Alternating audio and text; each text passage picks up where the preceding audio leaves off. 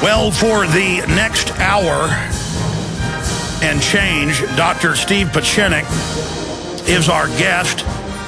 He served as Deputy Assistant Secretary of State and Senior Policy Planner under Secretaries Henry Kissinger, Cyrus Vance, George Shultz, and James Baker. Dr. Pieczenik continues to consult the Department of Defense. He received a Council on Foreign Relations CFR Fellowship, where he was recruited by Lawrence Eagleburger as Deputy Assistant Secretary of State for Management. In the position, he was created the Office of Combat Terrorism, the Family Liaison Office. He recognized the medical department within the State Department and merged and reorganized the Department of Cultural Affairs and the U.S. Information Agency into one organization, the International Communications Agency. Dr. Pieczenik is the author and creator of 26 New York Times bestsellers. He's the advisor to Tom Clancy. That's how Clancy knows all that stuff. His experiences in government and international crisis management were the basis of Tom Clancy's characters Jack Ryan and Richard Clark. And you can go to IMDb and see that he's listed as executive producer on many of those big films. And it's stevepieczenik.com. We're not going to show you his photo. His photo's not known. I mean, he was a really an interesting type, psychiatrist. A lot of times you find those type of guys right up at the top of black ops, psychological warfare. I did more research on him. I mean, I knew who he was 9+ years ago when I interviewed him, and it really blew me away how much he doesn't toot his horn. In fact, looking around here in my stack, I'm looking for my London Telegraph article. U.S. envoy admits role in Aldo Moro killing, the former Italian prime minister, overthrowing governments. I mean, he is Jack Ryan and then some, that character. That's why we've got Harrison Ford's image up there as Jack Ryan today, since we don't have a photo of a Dr. Pieczenik. And, I mean, I got to say, at certain levels, you know, they make it mythical, the Navy SEALs and the Delta Force and all that stuff. I mean, this guy, people like to get scared of those types. People ought to really be creeped out in a way by just how much this guy knows, where he's been. He's a scary guy. And I know he's going to probably laugh at that in a minute. But the point is, you know, putting out disinfo. I'm going to see if this is true so the Red Brigades would go ahead and kill him because they thought it would destabilize Italy if they didn't. I mean, just wild. I mean, it goes on and on. For the Pentagon setting up the modern black op program that's run today, this is the ultimate guy to get on to analyze the black op we saw Sunday, the disinfo, the cartoonishness of it. He comes on air and tells us that, yes, 9/11's an inside job. He's ready to testify to a federal or state grand jury on the top general at the time that was in the military, that, yes, it was an inside job. They stood down. It was a black op. Now, of course, I've got the local footage of the police saying, get back, they're going to blow up Building 7, and the firefighters about the molten steel and the blast charges going off, the free fall. I mean, the NORAD stand down, the Cheney order. I mean, people say, where's the evidence? There's too much evidence. It hides in plain view. But what a breaking news for him to say this here. This is the co-author of Tom Clancy's books, ladies and gentlemen. This guy, untold wealth, untold success, big movies. Why would he be doing this? Because he cares, folks, because we're so down the line now. America is collapsing. I've got the financial stack of news here. 1 in 7 in the U.S. receive food stamps, Wall Street Journal. Stocks sink, led by energy, dollar slump. Dollar now, they're reporting at its all-time low since 1941. Internet police, open calls to start shutting down freedom of speech. Average price of gas hits $4. Chicago breaks $4.44. The White House secretly pressuring newspapers not to even make unflattering remarks about the president and his wife. Total manipulation behind the scenes. Now the official story is literally falling in on itself right now. I listened to national talk radio, local talk radio, liberal, conservative, last night and this morning. I went to bed at 1, got up at 5, nothing but full spectrum, computer, TV on the background, radio. About 70% of the callers are calling in saying, I'm a liberal, I like Obama. They're showing they're not being political, but I think this was staged, and I don't believe it, and I'd heard he'd been killed many times. It was dead years ago. Next, I'm a conservative, and he's trying to get political points with this. Where's the body? Why are they changing the stories? All over the map. Now, that's 70%. We're seeing record Facebook accounts being deleted, MySpace, people being knocked off major news site comments where they normally allow dissent. The system is scared to death right now, and I can officially tell you this blew up in their face. Now, I want to go to Dr. Pieczenik here in just a moment because he doesn't want to toot his horn, but I mean, if he could, just people know how serious, because you can just Google his name. I spent over an hour last night just into the government overthrows, the black ops, the running the Taliban against the Russians, just you name it. This guy makes E. Howard Hunt look like a schoolboy, all the stuff he was involved in.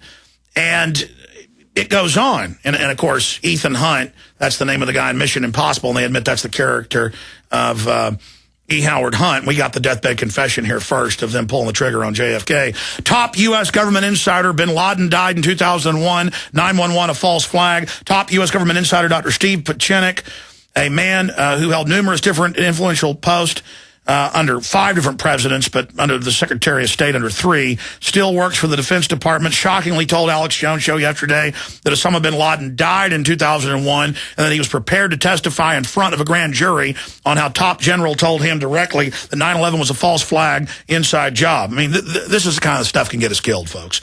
Pieczenik cannot be dismissed as a conspiracy theorist.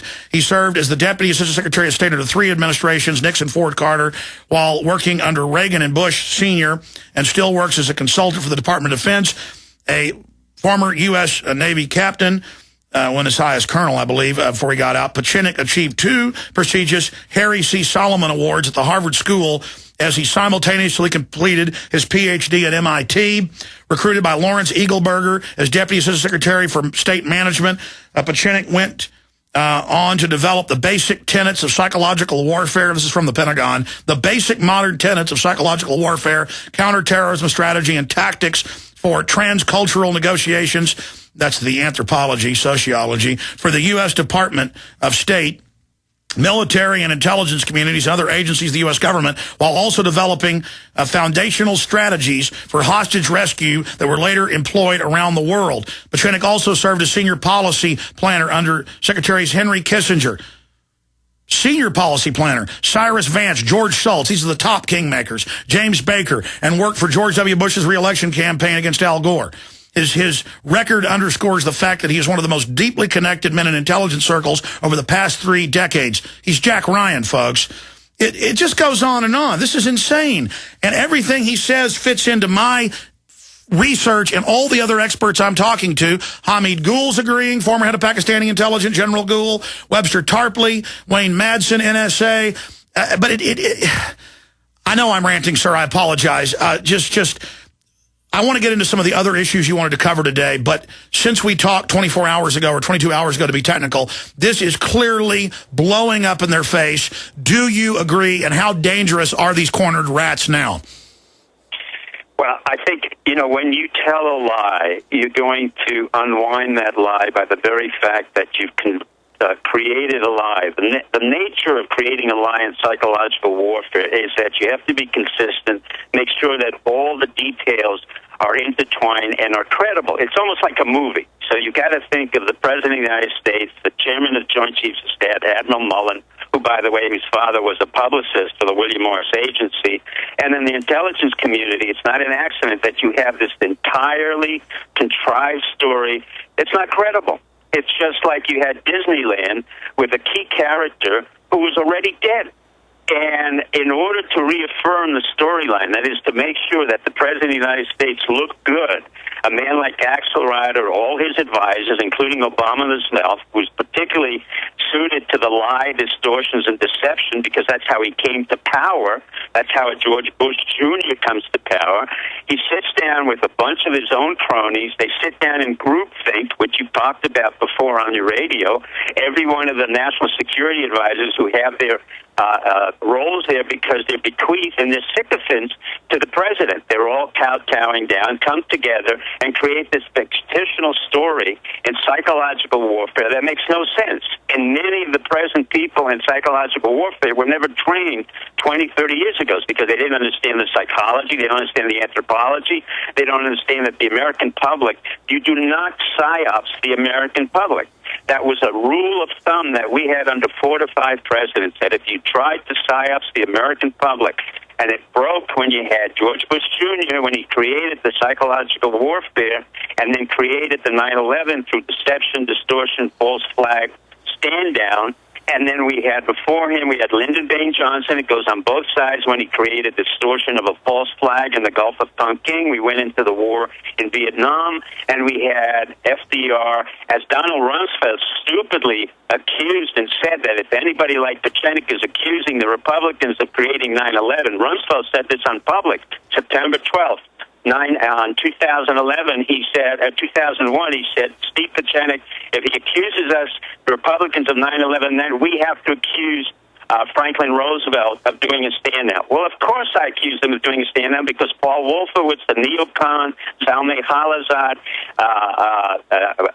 Frank Fukuyama, you had Dennis Ross, you had Richard Pearl, and you had Scooter Libby, all trained at the University of Chicago under Woolstetter. And what was their topic? Stand down and false flag in Pearl Harbor at the University of Chicago when I was at MIT. So what happens now? What happens now when you've distorted the story and you can't get a consistency, just as we saw in George Bush Jr., which was, well, we have weapons of mass destruction. Suddenly there's a reality testing. There is no weapons of mass destruction. Then suddenly the military, our formidable military, our generals, and our Army generals in particular are forced to change their intelligence in order to be consistent with the White House. But thank God for a lot of our CIA operatives who were not on contract, who had been career and refused to listen to Bush Jr. and to the bullying of Cheney. But today, unfortunately, 80% of our CIA now are mercenaries. They do not have analysis intel. They really they're detailed off from special forces. And well, sir, that's what I want to stop you, Doctor, and continue. But that's what Ray McGovern. I don't know if you knew him, but he was, the morning briefer for Reagan and Bush Senior. Did you know him?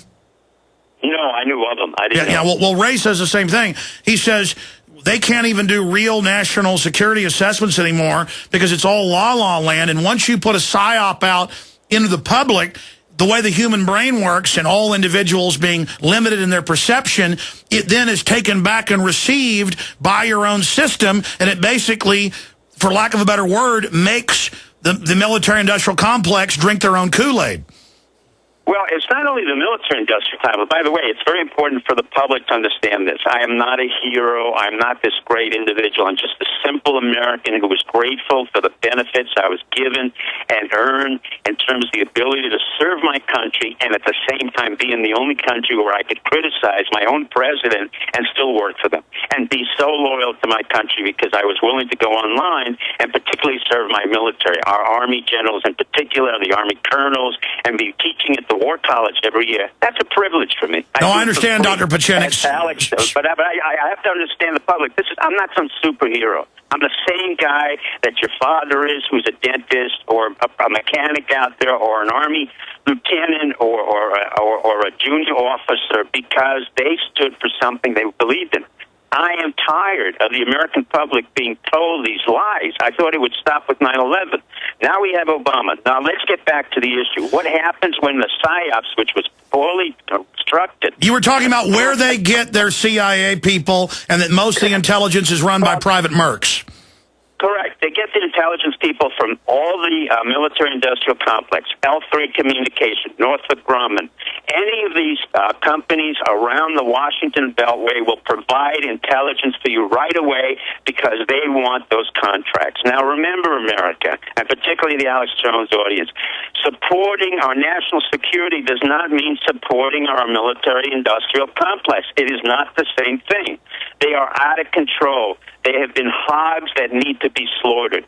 I will quote one of my most favorite presidents, who unfortunately I was too young to serve, but I did always admire him, and that was General Eisenhower, who warned us when he left, beware of the military-industrial complex. He repeatedly said that. This is a great man who was exceedingly modest, who was exceedingly careful of the American national security. And every week, he literally, Alex, would call up the Pentagon to make sure the generals didn't blow out their staff or promote things and create units that didn't exist. That's the type of generals we had and people who cared about a country. We don't have that now. What we have is Disneyland on steroids.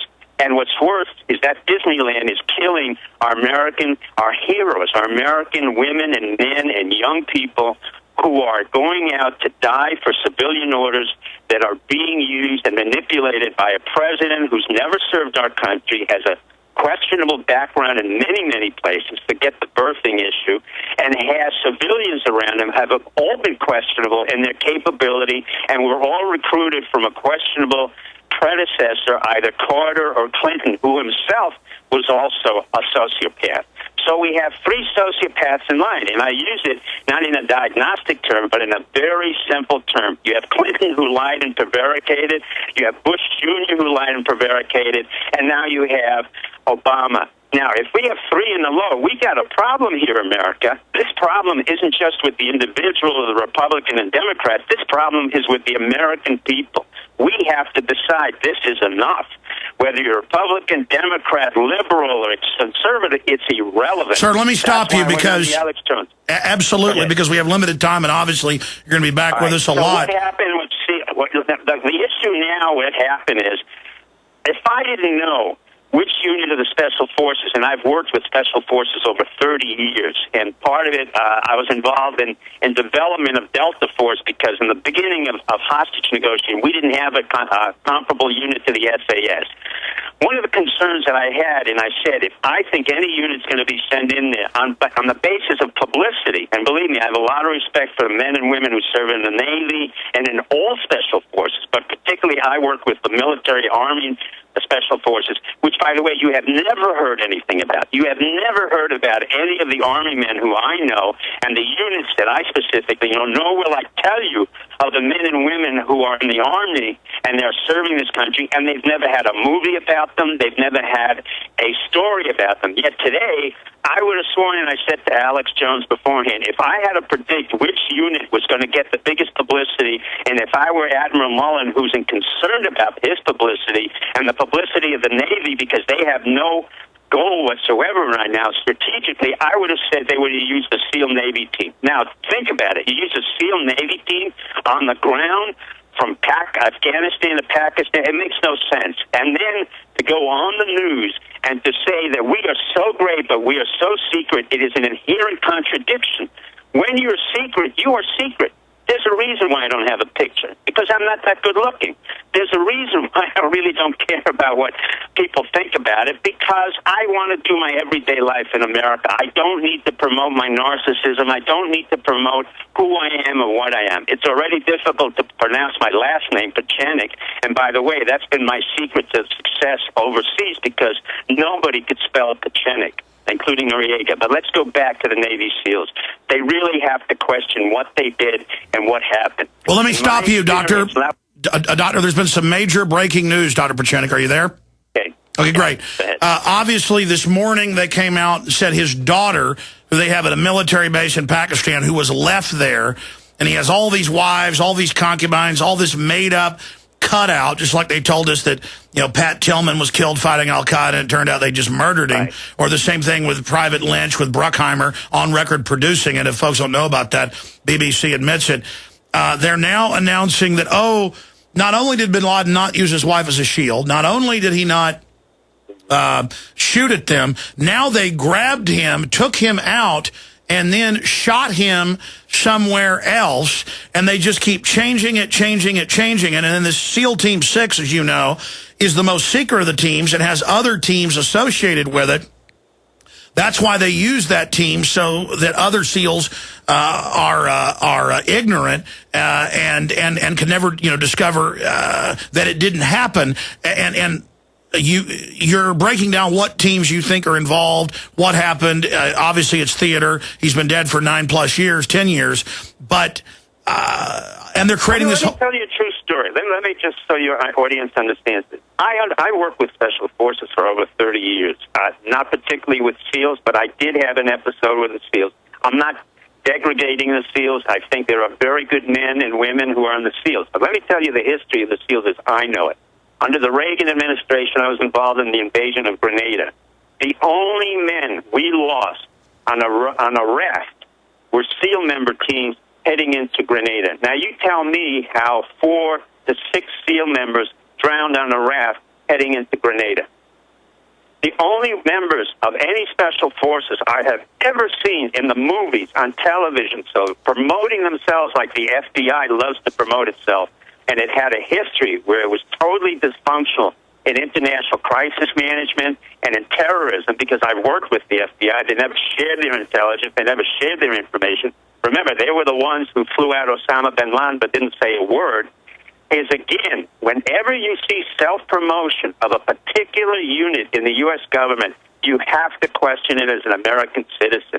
Now, I'm not degrading those people who go through the SEAL unit and are on the teams. These are brave men and women. I'm questioning how they're being manipulated and used. I'm questioning an Admiral Mullen, who's chairman of the Joint Chiefs of Staff, who's already made judgment mistakes by giving a civilian Medal of Honor to another sociopath named Greg Mortensen, who claimed he was in Pakistan, and then I reprimanded them for doing that, and immediately he was seen in terms of a statesmanlike attitude, and I say he should resign now. He should resign. The SEAL team should resign, and every member who has been involved in this contrived, disgusting, degrading PSYOPs operation should resign. All right, stay there, Doctor. We got a break. We come back as a PSYOPs expert, decipher why it's a fraud for us, and we'll get into some other important issues.